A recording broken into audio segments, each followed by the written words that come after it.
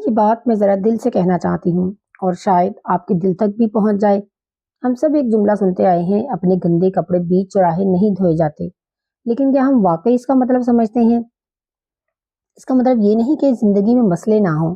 مسئلے تو دیکھیں ہر گھر میں ہوتے ہیں، کسی کے والدین سخت ہیں، کسی کے بچے بات نہیں مانتے، کسی کا شوہر لاپرواہ ہے، کسی کی ساس ناراض رہتی ہے۔ یہ سب چیزیں زندگی کا حصہ ہیں، لیکن سوال یہ ہے کہ یہ سب باتیں ہم باہر کیوں لے کر جاتے ہیں؟ جس دن آپ نے اپنے گھر کی چار دیواری سے نکل کر اپنے رشتوں کی کمزوریاں دنیا کے سامنے رکھ دی نا، اس دن یہ مت سوچیے گا کہ لوگ آپ کے گلے میں پھولوں کے ہار ڈالیں گے۔ یہ معاشرہ ہے، یہاں کوئی آپ کی تکلیف پر افسردہ نہیں ہوتا۔ آپ ذرا تصور کریں، آپ نے سب کو بتا دیا کہ آپ بیمار ہیں، آپ نے سب کو بتا دیا کہ آپ ڈپریشن میں ہیں، آپ نے سب کو بتا دیا کہ آپ کے گھر میں سکون نہیں ہے۔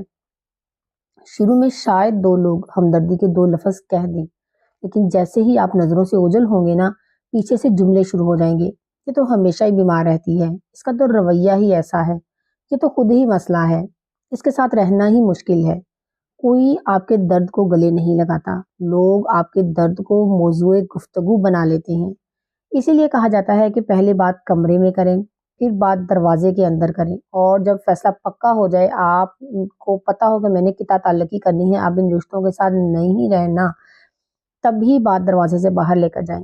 یہ آپ کے اپنے لوگ ہیں، یہ وہ رشتے ہیں جن کے ساتھ آپ نے زندگی گزارنی ہے۔ شوہر، بیوی، ساس، نند، والدین، بہن، بھائی، یہ سب آپ کی روزمرہ کی دنیا ہے۔ جب آپ ہر بات باہر لے جائیں گے نا، تو کوئی اچھا مشورہ دے گا تو کوئی زہر میں لپٹا مشورہ دے گا، اور آخر میں آپ کا معاملہ آپ کے ہی ہاتھ سے نکل جائے گا۔ سب سے اہم بات یہ ہے کہ یہ صرف آپ کے گھر کی عزت نہیں، یہ آپ کی اپنی عزت ہے، کیونکہ لوگ ایک بات بہت جلد سمجھ جاتے ہیں، جو انسان اپنے گھر کی اچھی بری باتیں ہر ایک کو بتا سکتا ہے نا، اس پر بھروسہ دوبارہ کرنا مشکل ہو جاتا ہے۔